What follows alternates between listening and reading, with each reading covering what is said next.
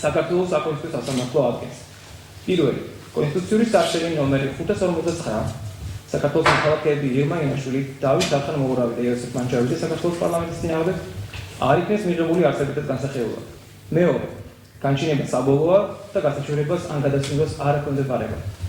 მესამე, განჩინების ასლი გაიზარდოს მხარეებს. კოლეგიის წევრები კონსტანტინე ვარდალაშვილი, ქეთევან ერმაძე, მანო კოპალოვიჩი. ამ გადაწყვეტილებას აბსოლუტურად ველოდით, რადგანაც ქართული ოცნების ის ჯგუფი, რომელიც დღეს პარლამენტშია მოკალათებული და ნაციონალები ფაქტურად ერთ სიმღერას ჟღერიან, მათთვის ეს არჩელი და როგორც იტყვა კანონიერების და სამართლიანობის აღდგენა ამ ეტაპისათვის არის მიუღებელი, რადგანაც იმ სკამებს, რომლებსაც დღეს თავგამოდებით ინაწილებენ, დაკარგავს უმრავლესობა მათგანი ამ სართლის და საქართველოს სამართლიანობის აღდგენის შემთხვევაში. კონსტიტუციური კანონი არის კონსტიტუციის შემადგენელი განუყოფელი ნაწილი და მასზე მსჯელობა ნიშნავს იგივეს საკონსტიტუციო სასამართლო მიიმსჯელოს კონსტიტუციური ნორმების ურთიერთშესაბამისობის შესახებ.